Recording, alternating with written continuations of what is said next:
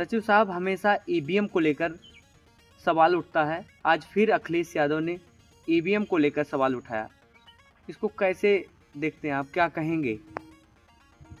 ऐसा है अखिलेश यादव नहीं, अखिलेश यादव जो उठाए हैं वो उठाए हैं जी, वो जायज बात उठाए हैं। जी, जब पूरे देश की जनता जिस पर आवाज उठा रही है, जी, ईवीएम मशीन से घोटाला हो रहा है, बेईमानी हो रही है, छेड़छाड़ हो रहा है जी, और कंप्यूटर से छेड़छाड़ हो सकता है, जी, तो मैं कहता हूँ संविधान से देश चलता है, चुनाव आयोग है, सुप्रीम कोर्ट है। जी, ये बता दीजिए, पूरे देश में हम लोग गांव में जब विधानसभा लोकसभा का चुनाव होता है, हम लोग गांव गांव वोट मांगने जाते हैं, तो ये नहीं है कि हम समाजवादी के हैं तो इसीलिए हमें तकलीफ है।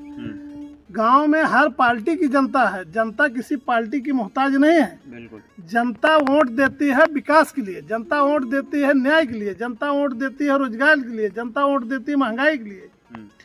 गांव की महिलाएं जो किसी पार्टी से मतलब नहीं है, वो वोट देने जाती हैं, वो कहती हैं भैया मैं वोट देता हूं, लेकिन वोट जब तक ईवीएम मशीन रहेगी तब तक भाजपा को आप नहीं हरा सकते हो, ये आम जनता कहती है।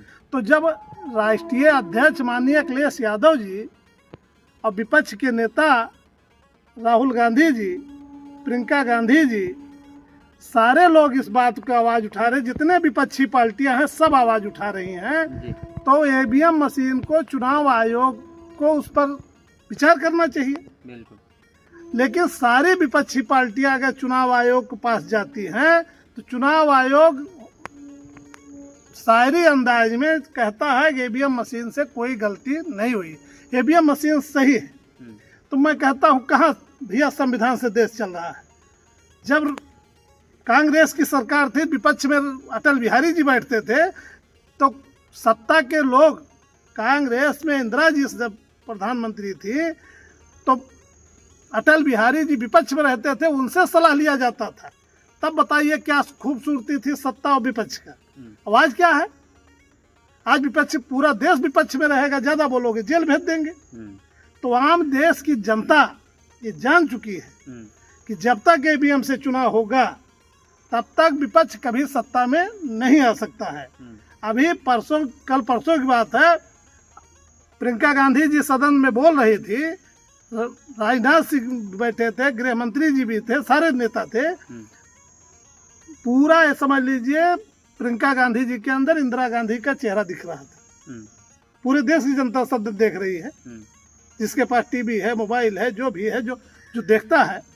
मौके पर ये समझ लीजिए प्रियंका गांधी जी ने कहा कि भाई ठीक है, जब पूरे देश की जनता चाह रही है कि ईवीएम मशीन पर उंगली उठा रही है, तो आप उसको एक बार ईवीएम मशीन हटा के बैलेट पेपर चुनाव करा दीजिए, दूध को दूध, पानी को पानी हो जाएगा। बिल्कुल।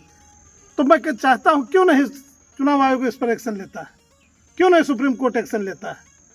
ये समझ लीजिए सही है।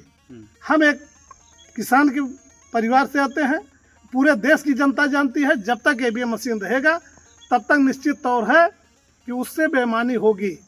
अब बताइए तमाम शिकायतें आ रही हैं, वोट पड़ा है इतना, वोट पड़ा 1500 गिनती में जा रहा है 2000, कहाँ से हो रहा है भैया? जब 1500 वोटर लिस्ट में बा तो गिनती में कैसे 2000 होत बा?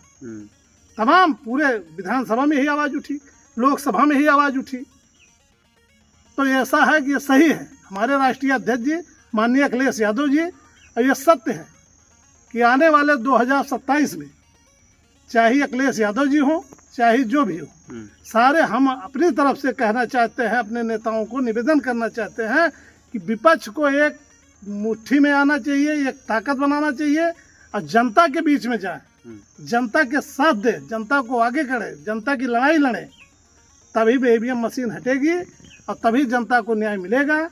और निश्चित तौर है उत्तर प्रदेश में खुशहाली तभी संभव है जब जननायक नेता माननीय अखिलेश यादव जी प्रदेश के सीएम बनेंगे उत्तर प्रदेश के, तभी किसान, मजदूर, छात्र, नौजवान, बहू, बेटियां सबको सम्मान से विकास सुरक्षित होगा। वही एक नेता है जो कि निश्चित उत्तर प्रदेश में खुशहाली ला सकता है। समाजवादी पार्टी जब तक सत्ता में थी, रोजी रोटी सस्ती होगी, दवा पढ़ाई मुक्ति होगी, ये नारा था माननीय मुलायम सिंह यादव का, आज कहाँ चला गया सारा नारा? बताइए, गरीब आदमी अपने बच्चे को पढ़ा नहीं सकता है, गरीब आदमी अपने बच्चे का इलाज नहीं करवा सकता है। तो सारी चीज भैया वोट लोगे जनता से। आज बताइए, हर आदमी इस पर विचार नहीं करता है। जनता की नौकर सरकार है, जनता चुनाव करके उन्हें सदन भेजती है, और सरकार के नौकर कर्मचारी है। लेकिन आप बैंक में चले जाइए, एक कर्मचारी के ऊपर 2 पंखा लगा है, कूलर लगा है, जो और